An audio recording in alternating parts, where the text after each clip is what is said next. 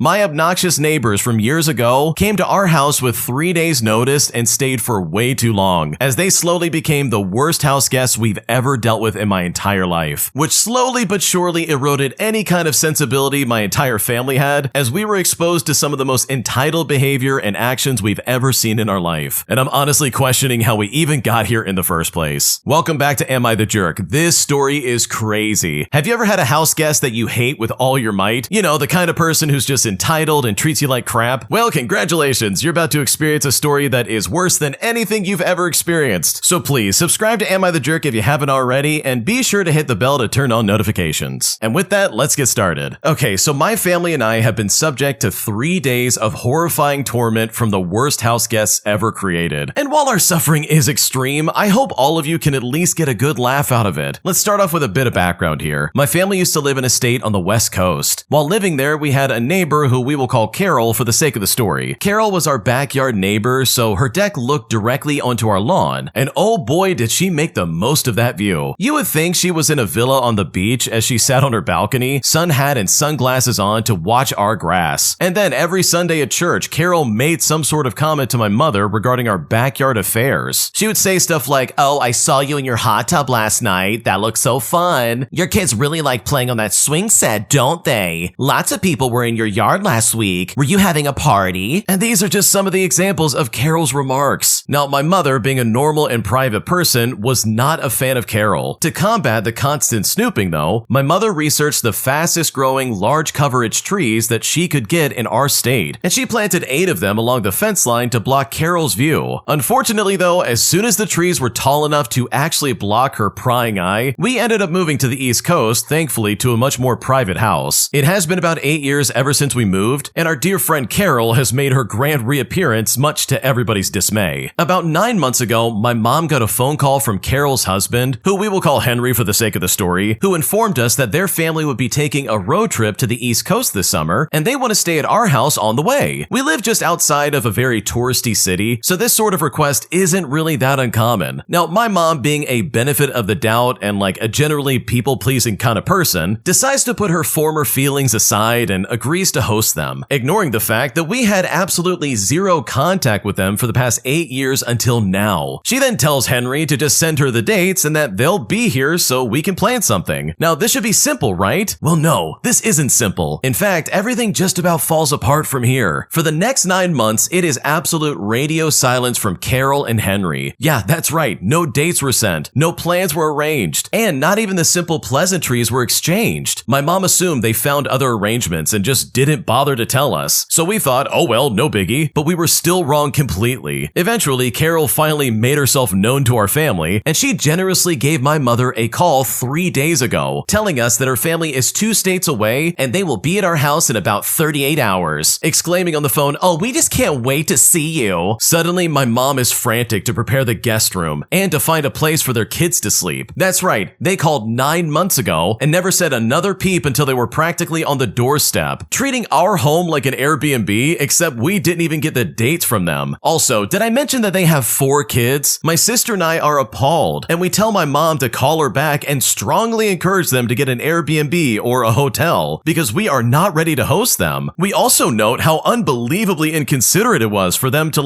give such short notice. But my mom had already agreed, and she didn't want to be rude in kicking them out. And honestly, it made me reflect and just pray that she takes the path to recover from her people-pleasing ways, especially after all of this is done. Holy crap, this is obnoxious. They told us they would be arriving somewhere between 5 or 6 o'clock at night on Tuesday, so we throw ourselves into full swing, cleaning the house from top to bottom, desperately preparing the guest room for the parents, and haphazardly throwing pillows and blankets into the living room for the kids. To top off the chaos, the guest bathroom toilet broke, and my brother had to rush to the hardware store to get a new part. Thankfully, our new guests were an hour late, so we had time to repair the toilet, which was a huge bonus. Well, at last, the family finally burst into the entry room with kids talking loudly and lots of suitcases. My mom does her best to give them a kind welcome, noting how long it's been and that they look well and all this other stuff, while also giving them, in my opinion, was a very gentle scolding for their lack of notice. But guess what? Carol and Henry just brush it off and start looking around and asking about the house. And that's where stage 1 comes in, the siege of our home. As a bit of side context, I have a cat who does not like strangers. I see my poor fur baby standing in the the kitchen panicking as this family floods the premises, so I pick her up to protect her. The kids of Carol and Henry, ages 17, 15, 12, and 9, all basically swarm me and my poor cat. I can feel her claws digging into my shirt as they reach to pet her, so I take a step back and I ask them not to touch her because she's stressed out, and she definitely bites. The 9-year-old and the 15-year-old come closer anyways and they reach towards her, and in a very predicted turn of events, the 9-year-old gets a firm chomp on the finger. I then step back again and remind her my cat is stressed out and probably doesn't want to be pet right now, but the kid just shrugs it off, saying that she loves cats and doesn't mind getting bitten. Now, I don't expect a 9-year-old to know any better, but just because you don't mind doesn't mean the cat doesn't. Next comes the mother, Carol. Carol's eyes go wide as she sees my cat and reaches out to pet her. I then give Carol the same warning, but she just completely ignores me. And once again, my cat starts snapping, this time at Carol, who keeps pulling back and then reaching forward again over and over again. At this point, the 9-year-old starts yelling at my cat, saying, "No, don't bite, bad cat." Because of course, everybody knows screaming at cats is the most effective way to stop them from biting the fingers you're putting in their face. I then take this as my cue to take my cat into the other room and put her on top of her cat tower, which thankfully is out of reach of all the members of the guest family, because thankfully height did not come with their genetic abundance of, audacity. Now, stage 2, this is where pretty much everybody starts to settle in and things really start to ramp up. The whole family is settled and I'm helping my mom finish up dinner when Carol and Henry enter to sit at the bar. No offer of help is made, of course. I mean, we didn't expect one, but it really feels worth noting that that's what they did. Carol then tells us about their trip thus far, going from one cousin's house to the next for lodging. She also tells us their 17-year-old daughter wants to be a pilot, which is a crazy coincidence because my brother-in-law is a pilot. My mom tells her this and offers to arrange for them to chat if she has any questions. The 17-year-old then just shrugs and says word for word, "Well, I already know the basics, so there's no need for that." And when this kid said this, my mom and I were just kind of stunned, because a full-fledged pilot obviously knows more than the basics, but sure, it saves my brother-in-law the headache of dealing with this idiot. Next, the 15-year-old tells us she wants to be an anesthesiologist. And funny enough, I shadowed an anesthesiologist last fall because I have an interest in medical school, but after the other interaction, we didn't bring that one up. Well, when the food is ready, the two oldest teenagers jump ahead with plates in hand, literally grabbing a heap of food. Now, I'm the last person to judge other people's eating habits, but you genuinely could not see an inch of their plates, and I was honestly really worried there wouldn't be enough food for everybody. Well, my brother and I wait at the dining table until the two youngest kids get their own plates before making a move. And as you can probably guess, the conversation at dinner mostly consisted of Carol bragging about her kids' accomplishments and aspirations, and asking minimal questions about anything else. When they're finally finished, the whole family flurries away to get ready for bed, leaving behind their dirty dishes and leftover food from my family, who apparently look like ladies in waiting just to clean up after them. And of course, unsurprisingly, the two oldest only finish half their plates. And with that, stage 3 settles in, and this is where things get really annoying. Last night, they had gone out for dinner, so it was blissfully quiet in the house. My sister and I went out for a girls' night to get froyo, and when we came back, I made myself a bowl of microwave popcorn. We're sitting at the kitchen table chatting when they return, and the kids are literally chasing the dogs, which, oh yeah, I forget to mention, there are 4 dogs in the house the entire time all of this is going on. My family only has one dog, which is like a senior golden doodle, but we are currently pet sitting my older sister's border collie and blue heeler, and a neighbor's mini poodle. Well, suddenly the 9-year-old pops in next to me and grabs a huge handful of my popcorn, which I would have preferred if she had asked me beforehand, but whatever, she's a kid. But then guess what? Her dad comes over and grabs his own handful. Suddenly, Carol herself comes up and takes a seat and grabs the entire bowl from me and passes it over to her other kids. And my God, I was too stunned to even speak. None of these people asked to have any of my popcorn. Like, what is going on right now? Like, actually. Well, I decided it wasn't worth it, and I just went up to my room to escape the confrontation. Now, Carol called 3 days ago to inform us of her arrival, and she said they would be staying from Tuesday night all the way until Thursday midday. Well, this lovely Thursday morning, my mother noticed their stuff was not packed, nor did they appear to be packing at all, so she asked them around what time they were planning on leaving. And it was at this moment that Henry took the opportunity to inform us that they would actually be staying until Friday, with Carol then chiming in to say they needed our washing machine to be available tonight so they could do laundry, and that they will not be going out to dinner and would like to eat at our house, which translates to, hey, you need to make us dinner. And my God, my mom is fuming at this point and blowing up my sister's phone with grievances about these crazy people, and honestly, I just laughed at all of it. My sister and I are both encouraging our mom to tell them that they have to get a hotel tonight because they only said Tuesday through Thursday, or at least sending them a Venmo request for all the food they've eaten with a small surcharge for their accommodations. But sadly, we know she won't do it and we can only dream about it. My mom has a lot of good friends from our old neighborhood, and she is somehow afraid that Carol will spread bad rumors about her if we confront her. But I'm pretty sure that her friends know Carol well enough to know that they would probably understand whatever she did. And my god, the entitlement of Carol the entire time was obnoxious. She always had to be right about everything. Like she knew facts about Paris or Australian culture. She tried to claim that high-functioning autism wasn't real, and would constantly be a know-it-all and like correct people on the dumbest things possible. And honestly, my whole family is done with them, and I sense a group share circle with ice cream in the near future to recover as soon as they all leave. And I hope my mom takes this as a lesson to stop allowing loose acquaintances to stay with us and to limit the space to only real friends, because I seriously don't want to deal with anything like this ever again in my life. Okay, bro, I hate this so much for so many reasons. Dude, your mom and dad have no backbone. They literally have no spine. If someone asked me 9 months ago to stay at my house and then called me 3 days before they're arriving, oh, we're on our way, we're almost there, I would politely tell them, oh, you mean you're on your way to a hotel because you're not staying here? Like, there's no way you're gonna do that. That's incredibly rude. Like, dude, why did they let this happen? I can't believe this, dude. These people are idiots, or they're just so naive that they get taken advantage of all the time. Like, holy crap, they probably get scammed constantly. They probably have people taking advantage of their kindness all the time, because yes, there is such a thing as being way too nice. And the parents in this story absolutely fit the bill, dude. Like, this is obnoxious. At least stand on some kind of principle of like, hey, no, you're not coming over, because otherwise you're gonna be walked all over by people like Carol. So I can pretty firmly say that if I was in this situation, I would tell these people to buzz off. Like, why on earth would your mom be obsessed over what people are gonna think about that she no longer lives by? Because guess what? If they really were your friend and they really had your best interest in mind, then they would not care about what Carol thinks. They would see through Carol's crap and be like, oh yeah, she's obnoxious, we hate her. Like, my god, this is such a nightmare. Like, I can't imagine like having my life hijacked by these people for like, what, 3 or 4 days? Like, apparently these people took forever to pack up according to the original poster, and they really took their sweet merry time to get out the door. Like, holy crap, just leave already. Plus, the original poster has an update that basically like 19 people in their extended family is going to be coming over for Thanksgiving this year. And this was literally in the same breath as her mom being like, oh, they're finally gone. Like, what the crap are you talking about? You could barely handle this small circle of people, but now we're going to add like, I don't know, 3 times as much into the mix and be like, oh yeah, they're going to stay here too. Like, what are you talking about? That is obnoxious, dude. Why not just be like, hey, if you want to come to our house, get a hotel. Come over for dinner. We'll go out and do stuff. Like, I would never want everybody cramming into my house. I would hate everything about that. So truly, to the original poster, I am so sorry you had to deal with this. This sounds like a nightmare, and this would be like the best reason on earth for me to be like, I'm moving out and going low contact. I'm not dealing with this. Like, I would even be tempted to take like a destination vacation for Thanksgiving and be like, you know what? I don't want to be around you people. Mom, you don't have a backbone. I'm tired of dealing with that, and I really just want to get out of here. But what do you think? Leave a comment down below. I would really love to hear what you have to say, because this is just crazy, right? Or am I being unreasonable? Like, this does sound like a stupid situation. I know if I'm in this situation and if I'm pushed far enough, I would definitely start speaking up. I would not take the high road on any of this kind of like behavior. I would have corrected them if they stole my popcorn. I would have brought them back to the table and say, I'm sorry, but where do you think you are? This isn't grade school cafeteria. Get over here and clean your plate. Because this would drive me nuts, and I just would not be able to deal with this in the slightest. If you like what you're seeing with Am I the Jerk, please hit that subscribe button and click the bell to turn on notifications. And while you're at it, please also check out Am I the Genius? I'm going to link them down below in the description. They're an amazing channel, and I would love for you to check them out. They're really doing some cool things over there. If you'd like to submit your own stories, go to AmITheJerk.com/submit and share your stories with the internet. Share it with the world. This is a great way to get your experience out there into the world. So share a story if you got one, or even just leave a comment. In fact, we got a comment from someone called Mommy Tsunami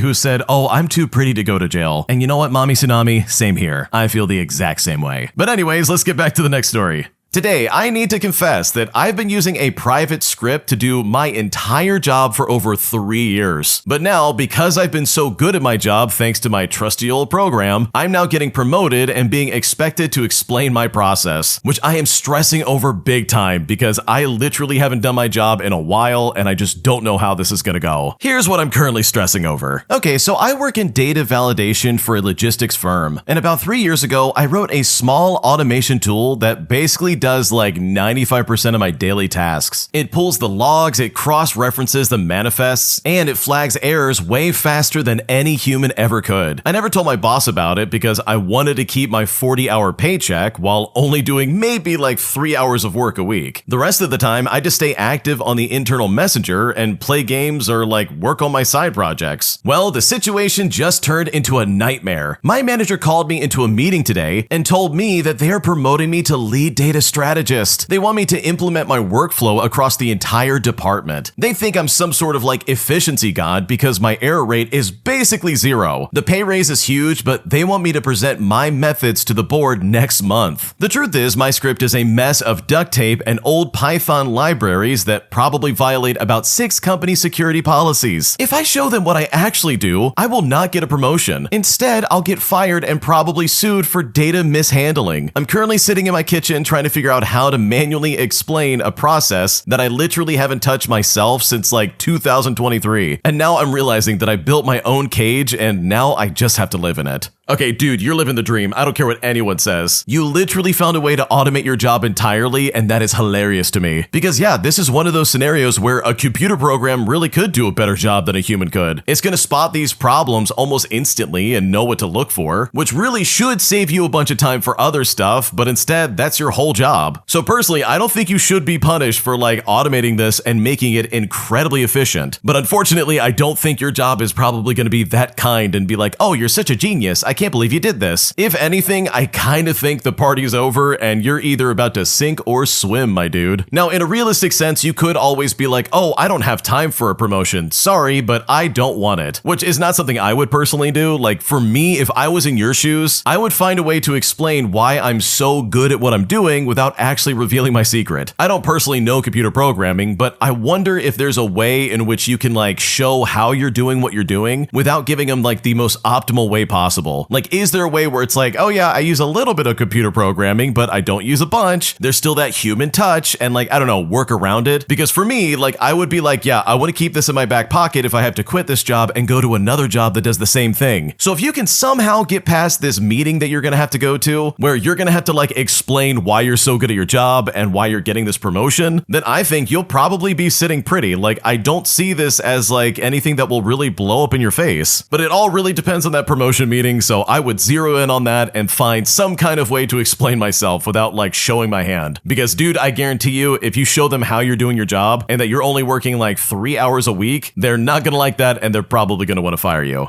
Am I the jerk for not wanting to visit my friend's parents' house anymore after they literally took away my phone at night and forced the both of us to go to bed by 9 o'clock? Which, if I'm being completely honest, I found to be incredibly weird and something I don't want to ever deal with ever again. And at this point, I'm just not sure if I'm making a mistake or if I'm justified in any kind of way. Here's what happened. Okay, so I just finished my first year of university, and one of my friends I made there, who I will call Tom, wanted me to come visit him during summer break. Now, the issue is that we both live with our parents when we're not in university dorms, you know, when it's like summer or winter break, and both of our parents have houses in separate cities, which means I had to stay with his parents in order to visit him, which I honestly had no issue with, because guess what? His parents were very nice. But the weird thing about his family is that for some reason, they have very strict curfew rules that even Tom has to follow, who's an adult, by the way. They told me their family curfew's at 9 o'clock, which I'm really not used to going to bed that early, so I just thought to myself, oh, okay, I'll just scroll on my phone for like 2 hours before going to bed. I made sure to be quiet, by the way, so I wasn't going to wake anybody up. But the bizarre thing, though, is that at around 9 o'clock p.m., Tom's mom went into his room and demanded to take his phone. And I thought that was a bit weird, but maybe she paid for his phone and is justified in taking it. But the part that was absolutely weird is that she demanded to take my phone as well. Now, I bought my phone with my own money with a job I myself worked. Like, it's literally my phone. I know that I might look rather young for my age, but I am indeed a grown man. It would make sense for her to do this kind of thing if I was like 12 years old, but I'm not. It's not like she legally is responsible for me. But despite this, and anyways, I'm not really a confrontational person at all. So I just gave it to her and I tried to fall asleep. And once the morning rolled around, she gave it back to me, which was good. I was at Tom's house for like 3 days, and I had to give his mom my phone every night, which I thought was a bit weird, but I didn't think much about it. But now that I'm back home and I've gone back to my house with my normal parents, I've realized how weird of a thing that is parents to do to like a house guest. I'm planning on visiting him again in like a month, but I told him that I'm gonna get a hotel instead of staying with his parents' family. He then got a bit upset at this and told me that his parents would view me as like rude for refusing to stay with them, but still, I was firm and I said, no, I'm getting a hotel. He then said I was being stupid for wasting money for no reason, but that's when I responded by saying, okay, your family's kind of weird. And when I said that, he got upset. And this was all happening over the phone, like we were arguing over the phone about this. I do feel a bit bad because I made him upset at the fact that I didn't want to stay at his parents' house anymore, but I'm thinking that maybe I should not have been so blunt by saying, hey man, you have really weird parents and I don't want to stay with them. But also, perhaps it's for the better. He was saying, well, why did you say that? And I just told him that I found it uncomfortable that your parents would take away my phone at night. But that's when he said to me, oh, that's a normal thing to do. So seriously, with all things considered, like, am I overreacting here? Is it really an overreaction to refuse to stay with your friend at his family's house after an experience like that? Perhaps my family's the weird one though, and Tom's parents are normal. Like, I really just don't know. What should I do?